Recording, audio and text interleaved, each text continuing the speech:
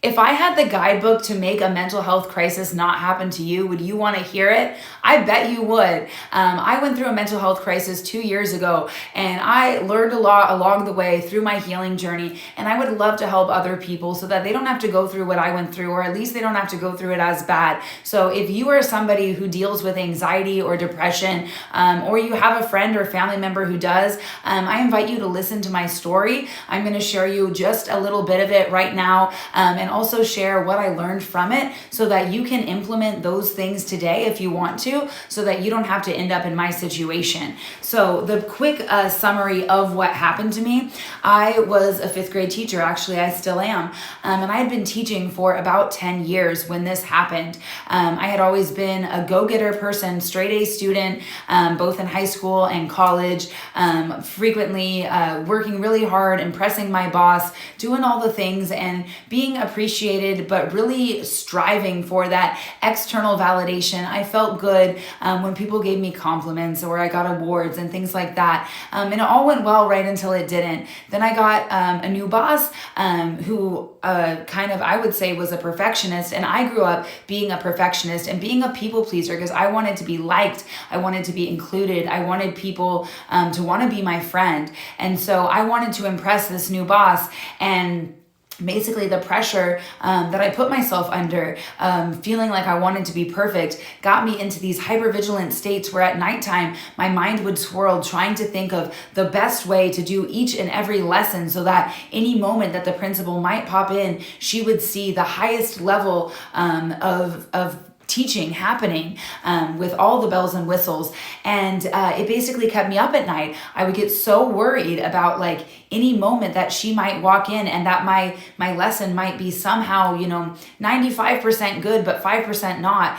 And that simply would not be enough, right? I was having this perpetual fear that I would not be enough. And that perfectionism was eating me alive, so much so to the point that the anxiety got so bad that I wasn't sleeping. I would go like the entire night and never fall asleep. The insomnia was really bad and I wasn't eating. And this is common with your fight or flight reaction, right? In your nervous system. When you are experiencing fight or flight, your digestion turns off because your body is trying to put all of that energy into keeping you safe from danger. But the reality is there is no danger. Your nervous system is just overreacting. So I wasn't eating and I wasn't sleeping. And if you've ever gone not eating or not sleeping for a while, it gets you hangry, right? And it gets you anxious, jittery, uncomfortable, right? And exhausted. And so over time, it made it harder and harder to continue to show up to work. And I was in this perpetual state of panic, this perpetual state of fight or flight.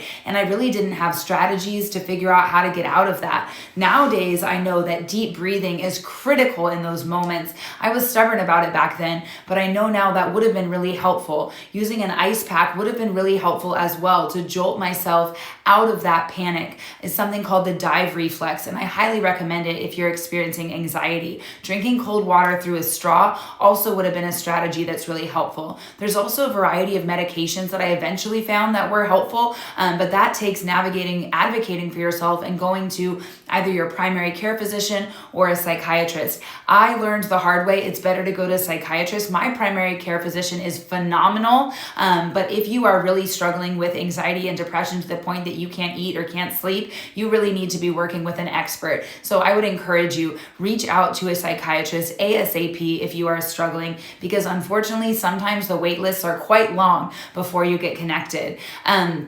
And so when I couldn't eat and couldn't sleep, I ended up taking a leave of absence from work. And while I understand that perhaps that's what I had to do in that moment because I really couldn't function as a teacher in the capacity that I needed to in the anxious state that I was in and the lack of sleep that I was in, avoidance is one of the worst things that you can do for your anxiety. Avoidance gives you a temporary sense of relief, but over time, it's actually going to make the anxiety stronger. So the longer and longer that I avoid avoided work, the worse the anxiety became. And my anxiety was so uncomfortable. You know, your heart beating fast, your breathing being uncomfortable, you're not being able to eat, you're not able to sleep, the racing thoughts won't stop, the rumination is bad. But really it was those thoughts, right? The thoughts and the fear and the feeling like I wasn't enough, the feeling incompetent, the feeling inadequate. I know I'm not those things now, but back then the negative self-talk was really bad and it just wouldn't stop. I would get stuck in these anxious spirals that would just go for hours on end. And I ended up just wanting to feel an escape. I just wanted it to stop. I just wanted to feel better. And I would have loved to feel competent, but I didn't. And I didn't feel like I was ever going to find that competence again. I didn't feel like I was ever going to be enough again. And I felt like I just needed to get out of that awful feeling that I was in. And unfortunately, that is when some of those intrusive thoughts happen. And that can be really hard. I admitted that I was having those thoughts to my doctor, to my psychiatrist, to my therapist, to an ER doctor. Variety of people knew about it, but they do like a risk assessment scale where they decide if you need to go to inpatient or not. And they decided I didn't need to at that time. I ended up going to partial hospitalization program, or PHP. So if you haven't ever heard of that, please look it up. Find out if there's a PHP in your area. There's also intensive outpatient program, or IOP. Look that up as well. Those are great resources of places to go. If you are struggling with your mental health, it's going to get you connected with kind of group therapy, goal setting, frequent check-ins, and connections with a psychiatrist to basically do a full workup and figure out some changes that you can implement to hopefully start feeling better. So I did do PHP and IOP, and it did help some, but in my case, things got worse before they got better. And I want you to know that if you are experiencing feelings where you are thinking that you might not want to be here anymore, you need to go to the ER if you are worried about your safety, or call 988. Anywhere in the United States you can call or text. I texted them many times, and many times they got me through it. But one day I didn't even think to text them, honestly. So I ended up in the ER, and then I went to inpatient on an involuntary hold. And I will tell you that was the most uncomfortable, traumatic time of my life. But I am so glad that I had the bravery to do it, because it definitely helped keep me safe. So I want you to know, if you need to go to inpatient, go to inpatient. You're not going to enjoy your time there, but it is going to keep you safe, and you are worthy of that. Please know, if you are struggling, that you are not a burden. I know it can feel that way. I know you might be needing a lot of help, but just like a person going through a physical health condition needing help, you are worthy of that support. And when you're feeling better, of course, you'll be able to, help back the other direction and balance it out. But when you are truly struggling, you are worthy of people stepping up and helping you. And I know that you probably do feel guilty about that, but you don't deserve that. So ultimately, I worked my way back up to feeling better by getting transcranial magnetic stimulation, or TMS. If that is something you've never heard of, especially if you have treatment-resistant depression, please look into it. It can be life-changing. I've heard great things about other things as well, like EMDR, but I haven't actually done that myself. So I got better through TMS, through adjustments in my medications, through continued therapy, and through life changes. And it's the life changes that I really want to talk to you about now. Perfectionism was literally KILLINGing me.